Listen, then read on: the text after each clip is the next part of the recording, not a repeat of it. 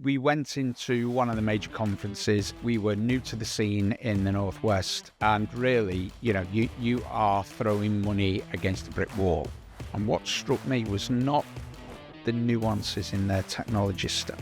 It's the fact that they are both bloody expensive. They don't have technicians on site that have the capability to do this. So they might have, Fred in the corner of the office who's providing PC support to everyone, and all of a sudden the whole factory's gone down, and you've got 200 machinists there all screaming.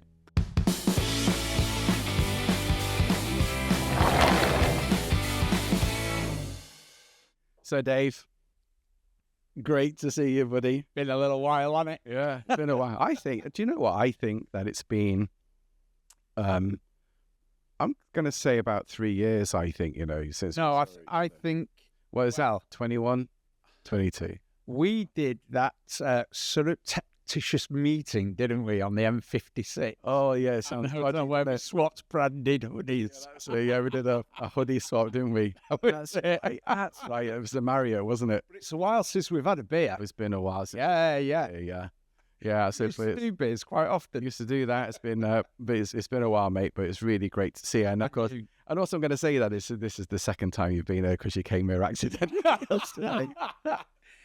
Lessons in how to manage your diary, part 2. Yeah, don't turn up a day early. I just thought that you were keen. But it is really great to see you. So this is going to be part of our business series. So. Just a little bit about the podcast is, as you well know, we have a small thread that runs through it around small businesses. Yeah. And people are giving it a go. Trials and tribulations of owning your own business it's not easy. And there are many. And you're a startup yourselves, effectively. Yep. Although you're doing great stuff, which we'll go through. But that's what it's all about, mate, and then hopefully somebody be listening in. We have lots of businesses listening in who will take some away, hopefully. Yeah, I'm really looking forward to it. Yeah, so let's, so everybody, so for the whole disclosure, Dave and I have known each other for quite some time.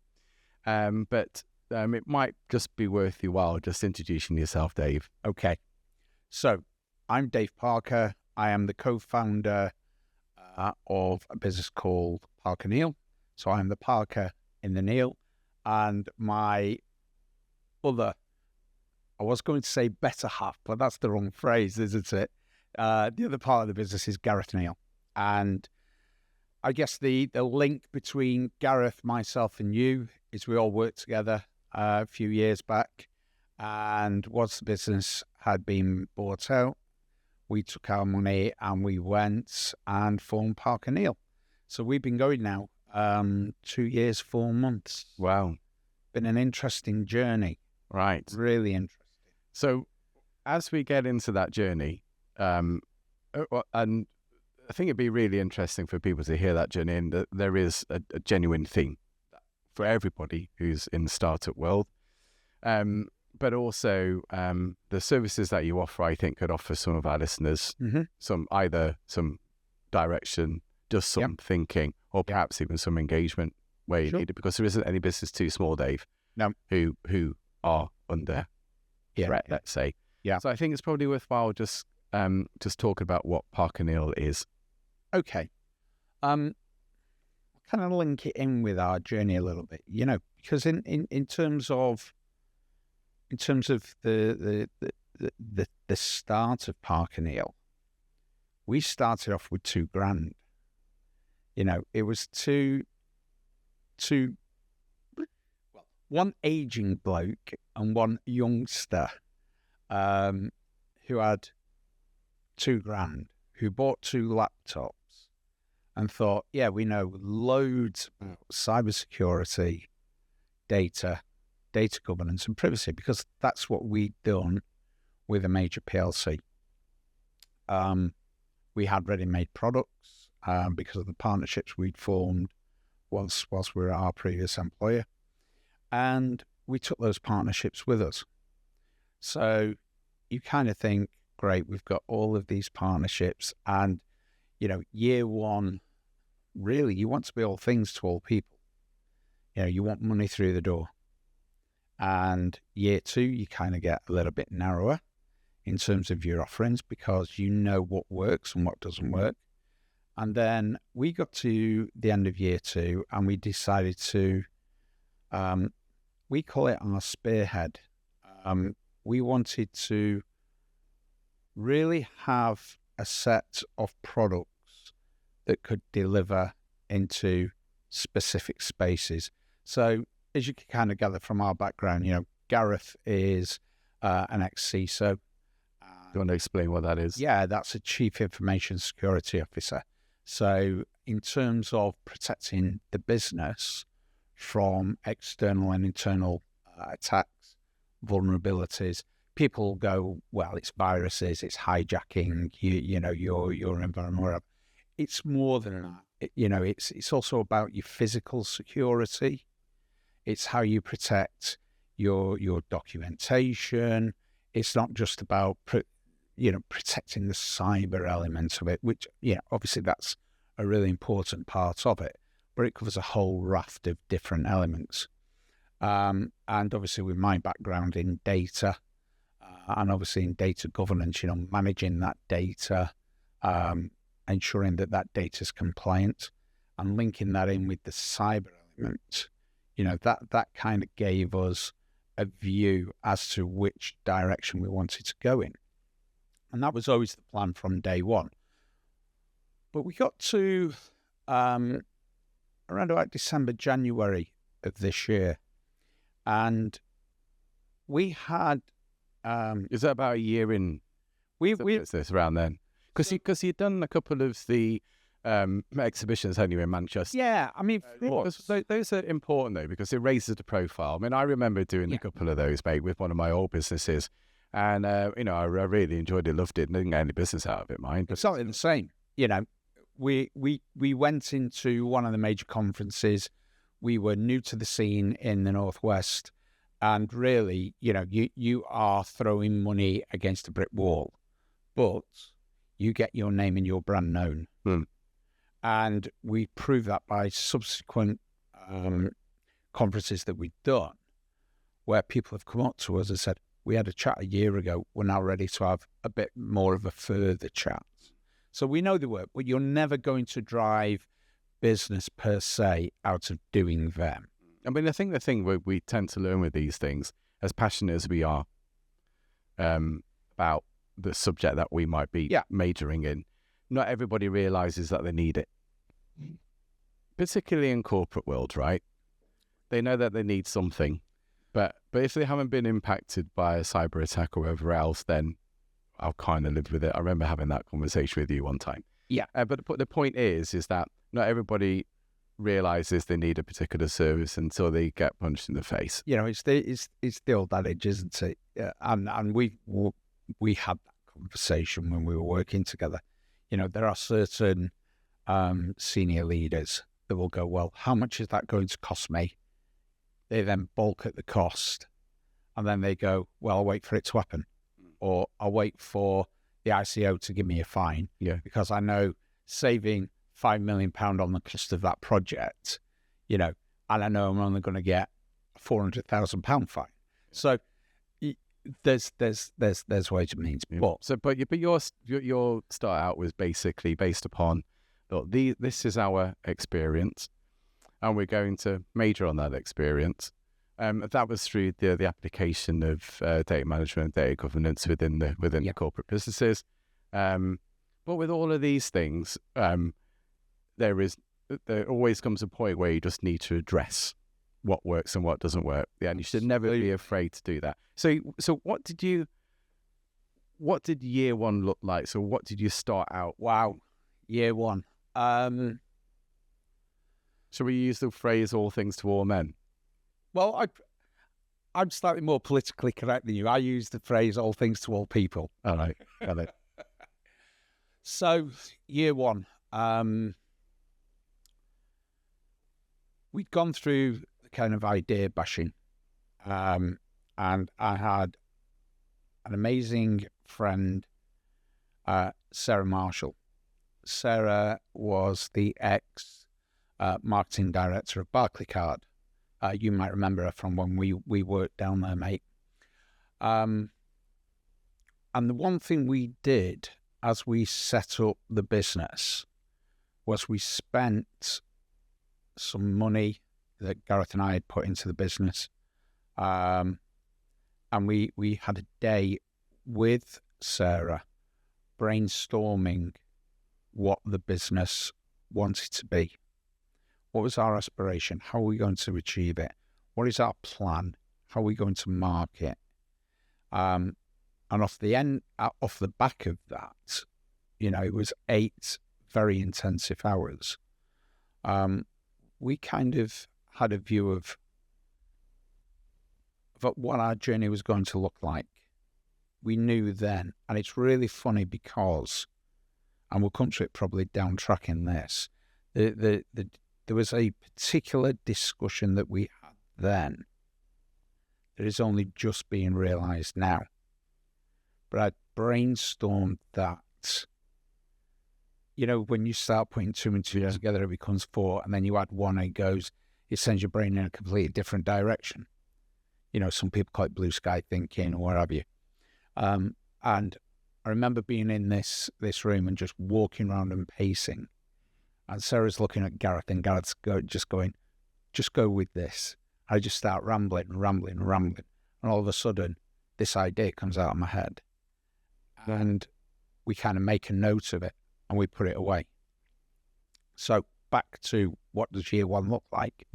Well, year 1 started in April. And by late summer, we're thinking, what the hell have we got into? Because we had no deals on the table.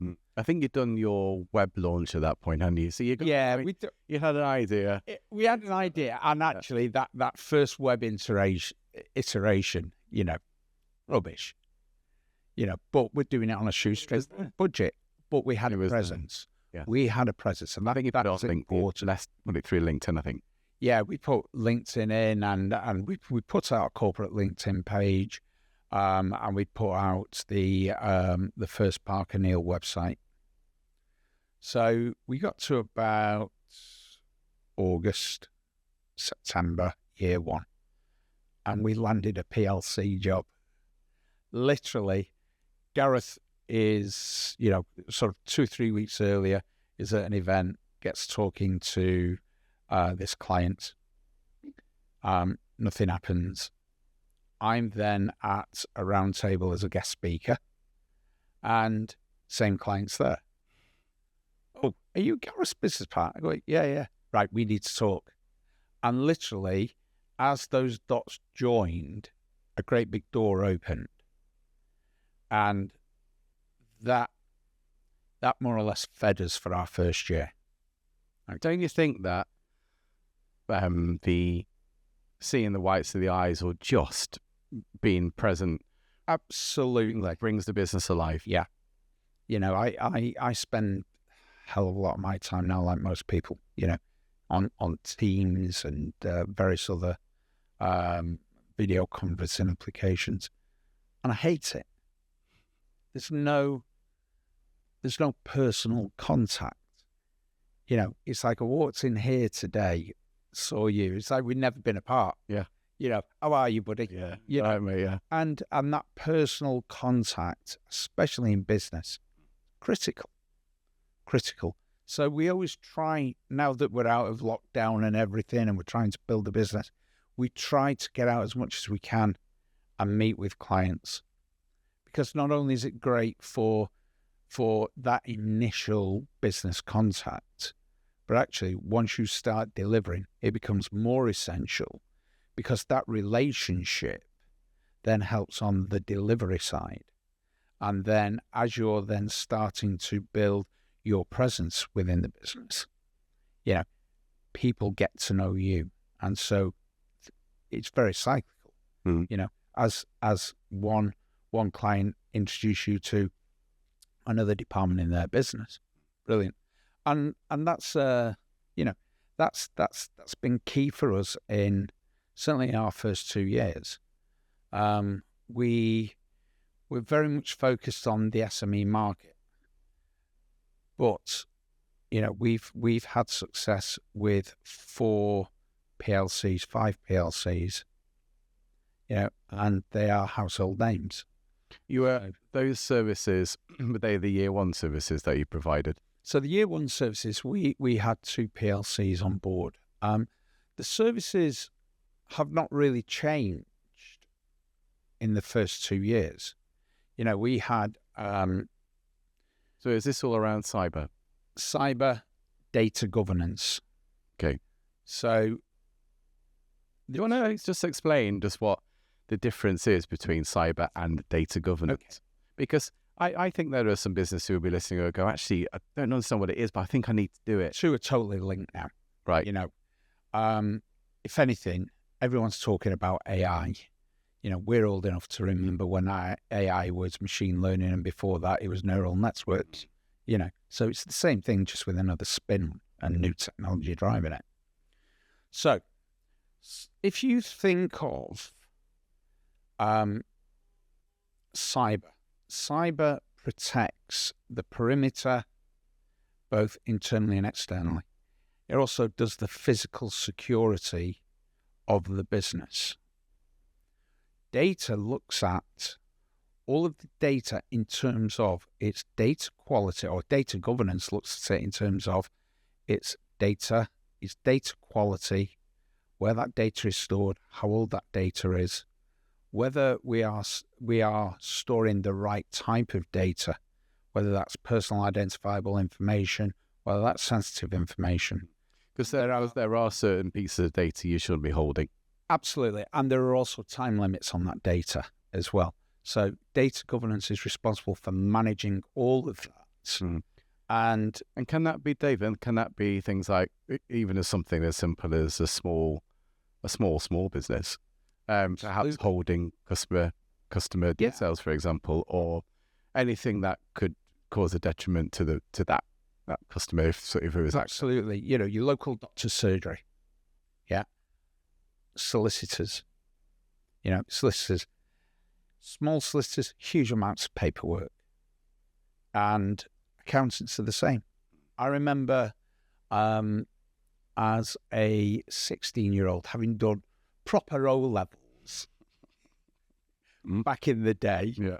I went to work in an accountant's during the summer holidays to get some business experience. I remember walking down into the cellar, and if someone had struck a match, there was that much paper there. It was like a scene from an Iron Mountain film, So yeah, there's going to be data everywhere. A lot of it now, most of it now is digitized, but the basics remain the same. You manage your data. Yeah, and actually, in terms of cyber protecting it and data, almost managing the compliance piece, it's interesting how AI has driven this, or is driving this faster. Because in terms of AI, everybody thinks, we'll just go and buy an AI application and what have you. Well, actually, you've got to integrate that into your data. So you need high quality data, you need accessible data, you need compliant data. You need to understand the processes of where your data is going and coming and going from and to. So that whole data lineage piece of the journey of that data is critical if you want to implement AI. And a lot of small businesses are looking at AI and thinking, okay, well, that's only $5,000. Well, that might only be $5,000 for the application that you want to buy. But actually, you've got all of that work behind the scenes to build up your data to a point where, you ask a question and you're not getting gobbledygook out. Mm. It's the old adage, you put rubbish in, you get rubbish out. So do you'd encourage a structure? I suppose there's a structure in which you would then build your data within your business. You'd do it by a particular model now. Because I remember loads and loads of duplicated data, triplicated data. Some of it, all the CRM systems would be overwriting. Yeah, absolutely. Yeah. So dedupe all of that. And I don't think it matters, I was thinking about a couple of questions I was going to ask you. CrowdStrike, by the way, I was going to ask you about. But also, if you're on Microsoft Azure or AWS, I don't think it makes any difference. Because, I mean, they both Azure and AWS more, obviously has an awful lot of structure around it. But even so, that doesn't take away the whatever size business you are, your responsibility for that data, does it? It's your responsibility. And do you know what? I was on an interesting call. Well, sorry, was that a call? It was a seminar.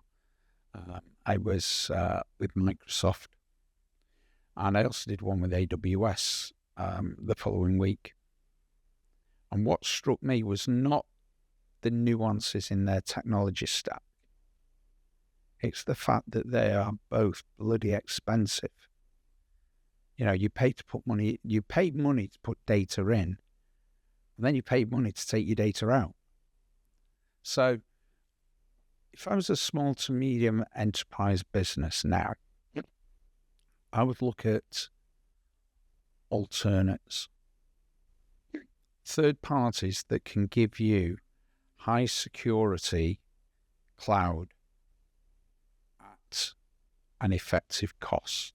Relative to your P&L. Absolutely. I was speaking to a chief data officer about 3 months ago, and we were having very much a discussion like this over coffee.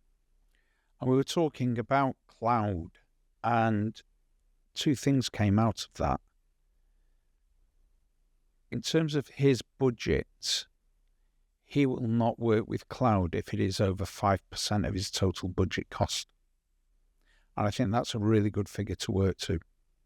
So if your budget is £100,000 for IT, yeah, then £5,000 is the max you want to pay in any 12-month period for all of your cloud. Yeah, so having that as a rule of thumb really works. Second thing is... Is it because it drives the focus to what you need? I'm just wondering where the 5% would have come from. Well, the 5% is based on the value of data. So it's the volume of data against the cost of accessing, so storing and accessing that data. Yeah. So there is an intrinsic cost with data and there's an intrinsic value with data. That's the beauty of AI. AI drives value. So if you get your data right and you put your AI over the top of that, then actually you realize a value, not just internally in terms of the analytics that come out from that, around what product should I be working with, are my customers buying product A, product B, or product C? What's the demographic of the customer set that are buying those products? They're all the great business pieces, but actually once you've got that and you readjust your offerings internally and then push them external, that's where the value of your data starts to come to the fore. Now, that 5% is really about the cost of that data. It's the physical cost of storing that data and accessing that data. Yeah. This is a great scale, actually, because that takes a lot of pressure for people because, listen, you've got a 10 grand business, right? Absolutely. Whatever it is, but that business to you is a lot of money. 10 grand is a lot of money. 10 grand business is actually the life and soul of a family. Yeah. It's putting food on the table, and we work with some amazing small to medium enterprises and really entrepreneurial people. And a lot of the work that we do, I mean, we also work with a couple of charities where we do pro bono work, certainly in the cyberspace and the data space, just on an advisory capacity. And we get a lot of value out of that. But it's somebody's idea. Somebody at some point has had an idea and has put their money on the line, and actually you want to safeguard that, and that's why, after 2 years, we decided to pivot the business fully into the SME marketplace. Well, that's really interesting, that, because getting that scale right is definitely the right thing to do. Absolutely. And the volume of businesses now, just for saying, in Warrington, for example, I think I've said it before, and I did fact check it, but there is the highest number of entrepreneurs and enterprises in the country is in Warrington. That's amazing. It's amazing. Yeah. And so you see, but all of those people are all starting out one way or the other. Yeah. And they need to protect themselves one way or the other. And I'll give you an example of that. Even something like this building here. There was just talking about cyber. It can come from anywhere, right? And there was it was a well-known nuclear management company who were attacked via their vending machine. Yeah. They couldn't understand how the access had happened, whether they had gone. That will have come through the payment processing. And there'll be a back door in, and that back door leads onto their network. Here's a question for you. In terms of viruses that get bumped onto a network, how often, let me rephrase it. How long do you think a virus is sat on a network before it actually launches an attack? Oh, it depends what sort of virus it is. If it's one of those Trojan horses jobbies, is it? Well, what they tend to do is a virus, if they're really clever, they sit on a network around about 200, 230 days. And what that virus does is it collects information, and it collects rights, and it escalates itself up the ladder of prioritization. As it's doing that, it's collecting more and more data. And then all of a sudden, boom, you're gone. Right. So, cyber for me is about common sense. It's not just about pen testing and maturity assessments and threat intelligence and having a chief information security officer you back a call. What a good CISO will do is say, right, let's just stand back, and before we do anything, let's look at the basics. Have you got all your processes and procedures in place? Do you patch regularly? Do you apply the software patches that your vendors recommend? What's your physical security like? How do you do access controls? What data do people have access to? So there are some very, very, very basic fundamentals that even a £200,000 turnover business should adhere to, because you want to protect your investment. It's your livelihood. And the £200,000 business in 10 years' time is the £100 million business. And that's why the government have brought out the cyber resource centres to assist with getting that message into that SME sector. Right, that's interesting. Because obviously you add, see, people can't comment on all individual cases, but group all of those individual cases together and you've got quite a corporate issue. Absolutely. Yeah. Saying 100 small to medium businesses straight away become quite a large instance. Yeah, exactly. Yeah, it's a lot of money. It's a lot of money. Yeah, you could take a whole ton of businesses out in one go. Yeah. Before I forget, before we get into year 2, it was CrowdStrike. Yeah, I'm not going there. So are they a cyber business? Yeah. Right. So all that happened there was that was a I think what it was, obviously CrowdStrike has quite a scale, and it's about scale at the end of the day. And what we did here is look, you've got scale it out in terms of the type of business that you have, allocate a proportion of your P&L in order to keep yourself safe through data privacy and also cyber attack. Don't take it for granted that you're going to be okay if a vendor says we're all right with you use Wix, mate, you're fine. That's not fine, right? So what we're talking about is scale. It just so happens that CrowdStrike has one of those very incredibly large. I think what's happened supplier business here. On an off day, They've Yeah, They put something live. It's not been tested. Yeah, properly, there's a little bug in it. I know, and it's Yeah. killed it. and it's it goes back to when we started out in the industry. That whole software development life cycle: test, test, and test again. Yeah. Yeah. Whereas now, cyber is that fast paced. Yeah. You don't always have a chance to do the test again. Sometimes you just got to go test and do it. Well, because they would have used a technique, which I'm sure some of our listeners know, which would probably been some sort of agile technique. You sort of build that, test it, release, or whatever else. And it just so happened that bug was in there. But what was interesting about that was, again though, which was actually really good, was that they knew straight away what it was and they fixed it. The problem was that there was a knock-on effect to everybody else, because locally they've got to then sort it. Here we go into a different. That's the issue. Here we go into a different problem.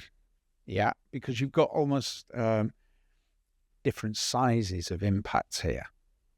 You've got the large PLCs, the huge corporates that actually say, everybody thinks they're on the latest trendy gear and what. Well, a lot of them are still on mainframe computers. That actually, when you've got to back out that software fix, and then you've got to reboot and go back, you might have to go back to the previous day's data for recovery. That takes time to reset. It does take time. And then you've got the smaller businesses that are probably more agile, working on probably more up-to-date technology that can literally, it's the old piece of, right, we'll back that software out and then we'll reboot the machines and hey presto, in an hour, we're ready to go. But then you've got the people that are in that kind of mix where they don't have the technical support. They don't have technicians on site that have the capability to do this. So they might have, Fred in the corner of the office who's providing PC support to everyone, and all of a sudden the whole factory's gone down, and you've got 200 machinists there all screaming, and that's where people like ourselves, like Parker Neal, come into this, because we have chief information security officers, we have cyber technologists that can then assist you either on a remote basis or on site. And that's why we've packaged up a number of our offerings that we started to think about towards the end of year 2 to what we're starting to deliver today. So year 2 was about realising that you can't eat all the cake. Right? Year 2, it's like bloody horrendous. Year 1 was trying to push an elephant through a keyhole. Yeah. Okay. Year 1. Trying to eat all the cake, right? Yeah. And you're trying to find your footing, and guess what? We all do that, and you try and, shark-infested waters. You built relationships over the years. Of course, they're going to take your product because you're passionate about it, but it doesn't work like that, does it? So then, look, you pivot through 2 and you go, right, we know that the offering that we can, our market is probably, as you say, SME. Is that what you decided? Yeah, I mean, in year 2, it was almost a replication of year 1. Right.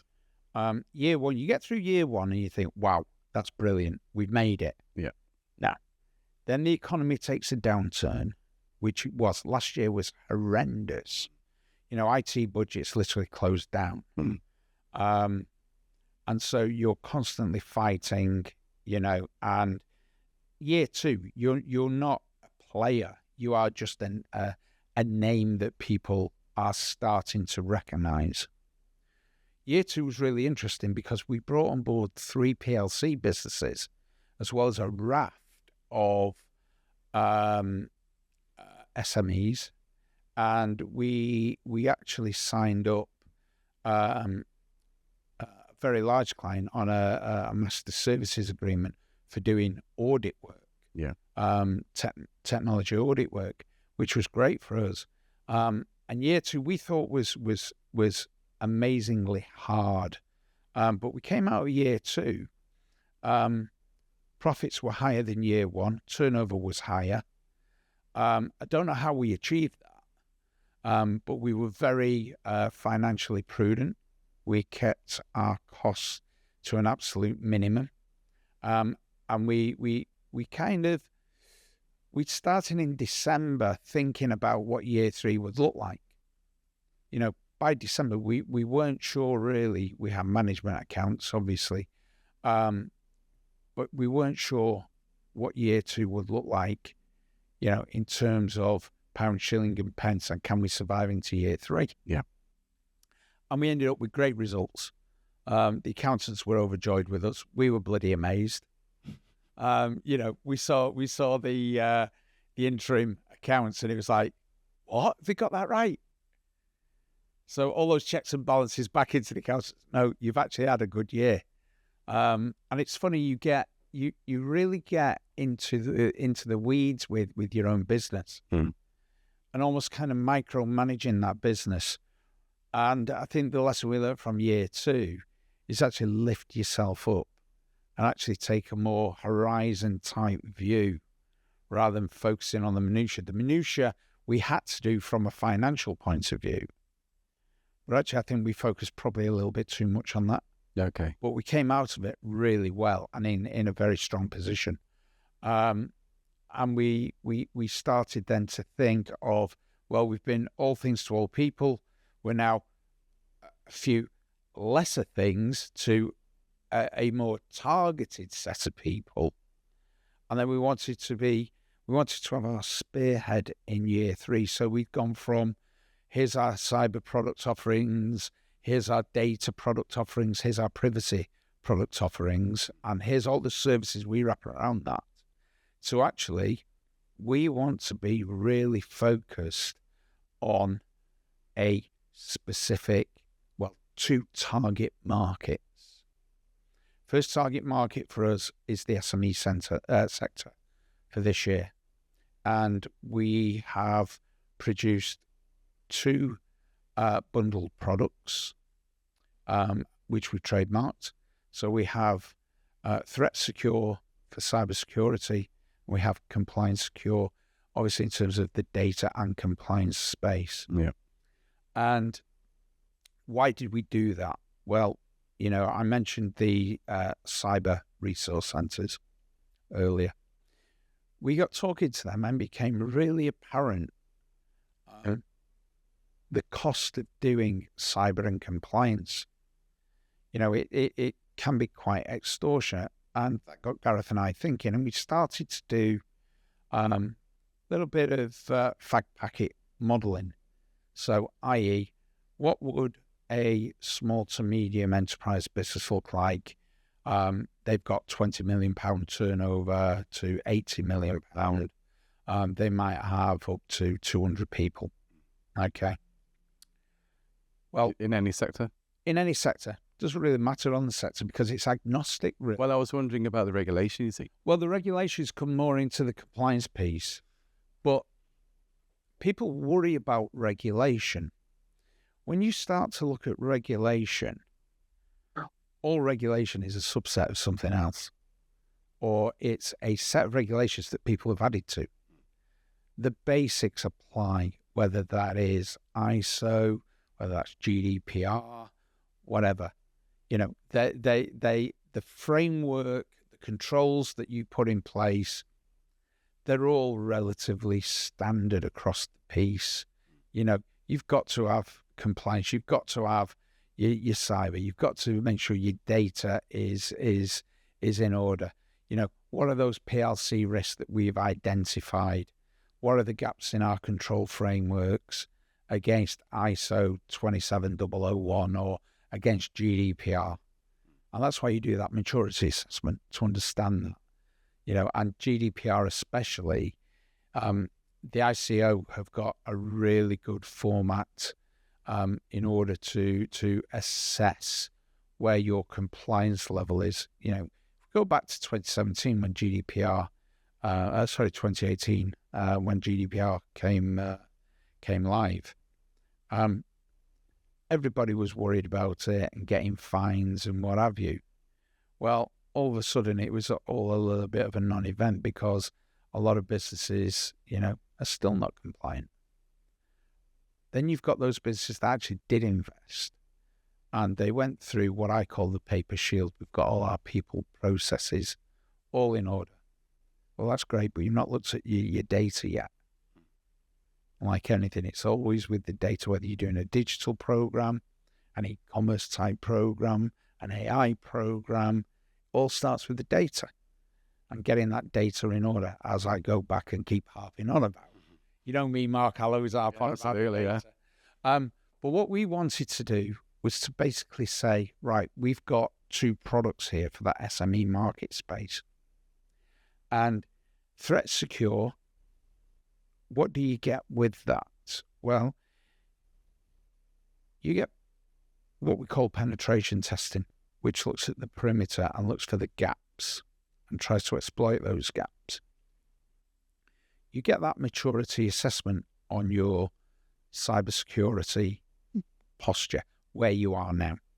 Now, that's physical and it's cyber, and that gives you a bit of an insight into what's going on in the business, both in terms of people and processes and the technology stack. Mm-hmm. So if you add that pen testing to the maturity assessment, what you really need then is time with a CISO. So those 10 days of pen testing, those 5 days of maturity assessment, we then give 12 days of CISO's time to actually implement all of the changes that we need to do to give you a more secure posture. Yeah, and make your defenses tighter, stronger, almost like reinforcing the brick wall around the business. Yeah, and just on that, Dave, I think that's where the fear, that's where the fear comes in around, shit, I'm going to have to spend some money here. Well, and I think this is where the model works really well. Because then we also throw into that threat intelligence report. So if you've got your business to a state of cyber readiness, well, actually that threat intelligence then helps you to be proactive in protecting your business against materializing threats. So that's a really important piece. And when we assessed it, you know, we did some fact packing modeling on this in terms of, if I was a business, what would it cost me in order to bring the technology stack, the pen testing, I see someone on board and the technologists to implement? Well, we were looking at prices around about the £120,000 mark to do that.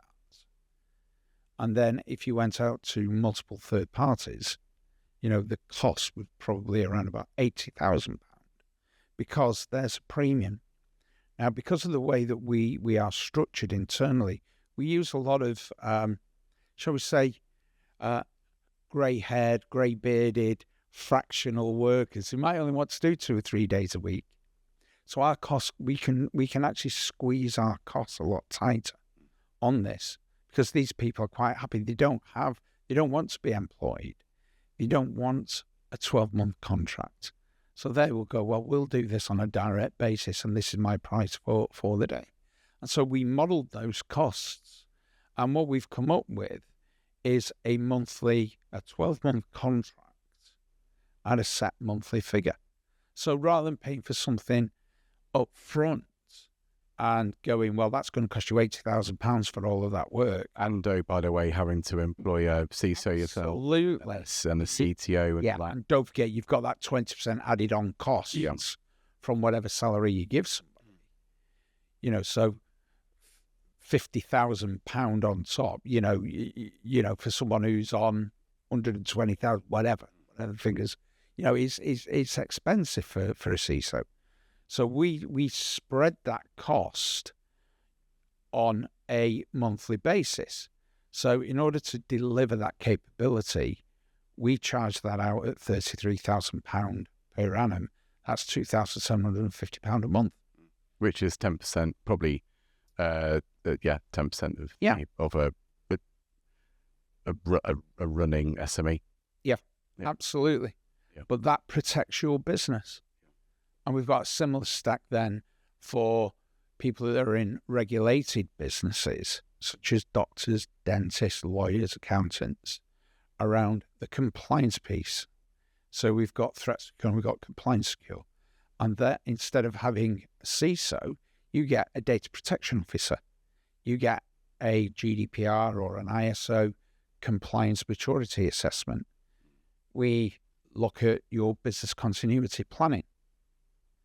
We then put in a GRC solution, which is governance, risk, and controls. So how do you manage your controls within the business? Yeah, what is your exposure? And we make sure that all of those risks that materialize in a business are logged, and we're able to then remediate them on a monthly basis. And you get those 12 monthly reports that come out that says how well you're doing against your compliance stack. Now that's great because those reports can then be utilized to feed back into your regulatory body. So if you get challenged on your compliance level, you've actually got a get out of prison card there. Yeah, and that's what we're trying to do. Again, £33,000, £2,750 a month. And actually what we're trying to do is link cyber data and the compliance piece so that you've got that brick wall around your business and your investment is secure. And as far as we can make it, your business is going to survive an attack of sorts. Now, it's also what we're also doing. And I said at the start, day one with our marketing lady, Sarah Marshall, the product that we were thinking of back then was the threat secure product. And what we're also working with now is the British Insurance Brokers Association, where they're approved our threat secure product to be resold through their cybersecurity insurance brokers.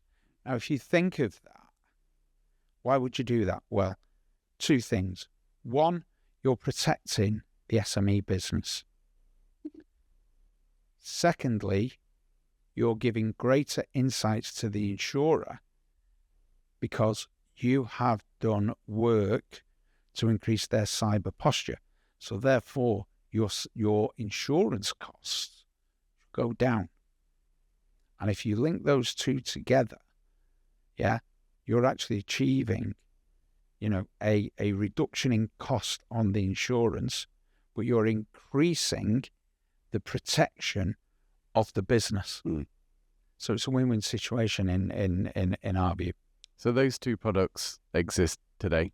They exist today. Yeah, because that's the point I wanted to get across actually. Because with I still class you as a bit of a startup in the sense that you're maturing. You've absolutely a tech company. We are still learning. We every day is a learning day.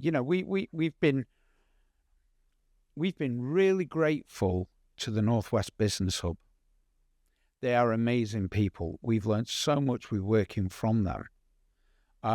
And we found out today we'd applied to join what's called their Ascend program, which is for, they're trying to identify 25 growth businesses in the UK that are micro/SME type businesses. Tech businesses. Yeah. And take them on a 6-month program that is co-sponsored by KPMG. And it takes you through all of that growth process, that whole learning curve of how do you grow a business from a standing start or you're 2 or 3 years in? How do you access the right levels of funding? How do you network into peers for funding or in terms of coexisting in terms of joint ventures? So there's loads of work they do. So it's networking, fireside chats, there's actual lectures to attend, there are visits to large scale businesses. So for us to be on that Ascend program, there are only 25 businesses on the program. We found out today we were in, and we are absolutely overjoyed to be doing. And congratulations to you. Thank you. And the Business Growth Hub, those guys are amazing in terms of the support they give to SMEs. So I think that's a really good shout, actually. We'll make sure we put the link in. Yeah, that, by the way. Please do. Yeah. Because all businesses, Danny, and the appeal is that it doesn't matter how big you are or small you are. Absolutely. They will provide. Every day's a learning day. Yeah, very much Yeah. so. Well, the reason why I mentioned that you're still in startup mode is because there is a fear, and you can it's tangible fear through SMEs that but what happens if you go bust or something like that? But you've got plenty of funds behind you and all that. Yeah. I think it's more to do with there's always that habit where I've got to go big five. And I don't think that's... I'm going to. I think to your point is I'm going to have to spend $100,000. You don't need to do that. You don't need to do that. And what I think you're seeing from the big five. Big five are there as an insurance rubber stamp. Okay, I've got a problem in my business. I'll bring the big five in. They'll sort it, and if it goes wrong, on their heads be it. And what you're also seeing is a lot of businesses moving away from the big five. So you've got the big five that are having to come down into a space where they're having to offer additional product sets, additional services wrapped around those product sets. But those product sets and those costs still come with huge contracts and statements of work and invoices. I'll give you an example. I won't name any names, but we do a data assessment. So we take a terabyte of data from a client, we assess that data on site, and we give them a report. And we do that for a price. One of the big four do exactly the same thing because they've come down into our space because they see that as an opportunity. Now, what they do is they lead in with that 1 terabyte of data analysis. As soon as they're through the door, then they back it up with university leavers or with a huge cost associated with that. Before you know it, your 120 terabytes of data are suddenly swamped with 8 or 10 big five consultants all charging you an arm and a leg. But it started out with a low-cost one terabyte report. So they're having to come down now because the large corporates don't have that spare funding to pay unless it's a critical control failure, for instance, or there's something wrong in terms of an acquisition or whatever, where they need those management consultants to come in and do that.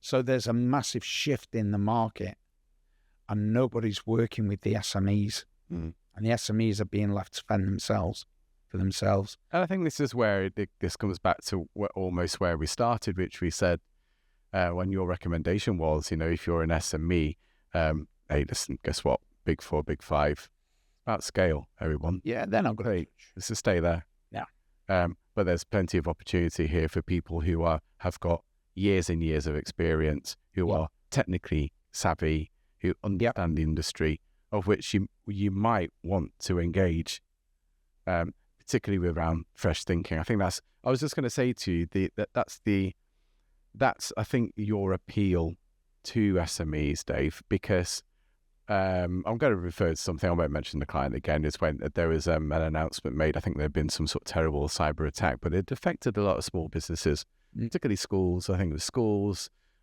small banks. I think it affected solicitors as well, all those things. Yeah. There's thousands of them have all been done. And you wrote on LinkedIn, I remember it, just venting some frustration. And you were like, please listen, regardless of what happens, you need to get your sales buckle down. Yeah, right. Absolutely. Protect more than anything your revenue. And there was plenty of other things as well that you said, but the point was you weren't particularly having to go at anybody. It was almost an appeal.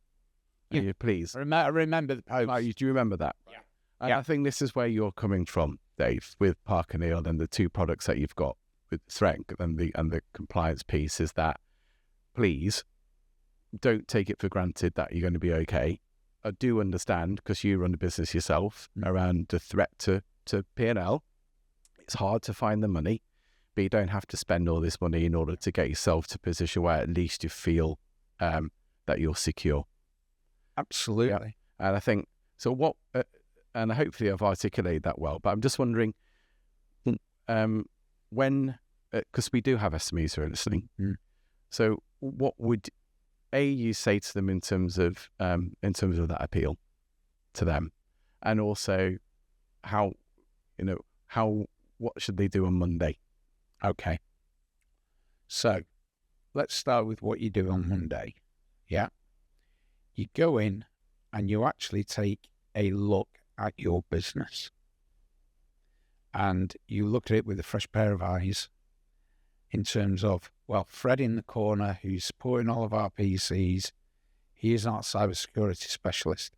So answer me a question. When people need a doctor, they don't go to a baker and say, what do you think I've got? I've got a few sniffles. Oh, you're all right, you've only got a cold. Next thing, you're in hospital. Have a bud. Yeah, absolutely. Take 2 ice buttons a day for the next 5 days and stay in bed and you'll be all right. You need that professional advice. And advice comes free. Advice comes free. So pick up the phone and talk to somebody who knows about cyber. Yeah? Then talk to a second business who know about cyber. And talk to a third. And then compare what they're saying and what they're putting in writing to you. And then if you're not happy with that, talk to somebody else, because it's like anything else. Getting the right professional advice is critical. You find the right accountant, you find the right solicitors for your business, well, you still need to find the right cybersecurity specialist. You need the right data specialist, the right compliance specialist. It's like anything else in business. One of the lessons Gareth and I, wasn't even a lesson, one of the foundations we put in place from day one with Parker Neal, have the right accountants, have the right solicitors. Yeah, we've never changed ours, and we're happy with what they do for us. And that's paid dividends for us over the last 2.5 years. It's the same with cyber. Think of us as an extension to your professional advisors. And think of us as, we might be an external business, but actually we're only a phone call away. And that's how I would treat that. And there might be there might be some businesses who are saying, oh, I can't talk to them because they talk about SME. But when we were doing our intro, you want to help everybody, because there isn't any advice. There isn't any... Passionately. Yeah, exactly. We passionately hate people who cause damage to businesses, especially SMEs. I go back to, the entrepreneurial spirit of somebody committing to grow a business to put the bread and butter on the family's table. That's what it boils down to at the end of the day. No matter how big you get, somebody has to have that idea of starting a business. Just so happens now, people want to take your success and your finances away from you. Why should they? And that's what drives us every day. Yeah, that's what me and Gareth do, and all of the people that work with us at Parker Neal. We're passionate not just about what we do as a business, but actually helping the entrepreneurs out there that are on that growth curve and stopping people from taking that growth curve, putting it into a downward spiral because you're locked out of your systems. You've had your data hacked and the ICO are coming at you because, you've lost 40,000 customers, PII and payment card details. It doesn't have to be that way, does it? Doesn't have to be that way at all. So how can people get hold of you? So, website, www.parkerneal.com. And Neal is Neal. Yeah. And go through the website, or contact details are on there. Just give us a call. All our numbers are on there. Email addresses. Give us a bell. And, What's your email address, Dave? it's dparker@parkerneal.com. Dave, I just think that the guts it's taken in order to be able to do this business in the first place,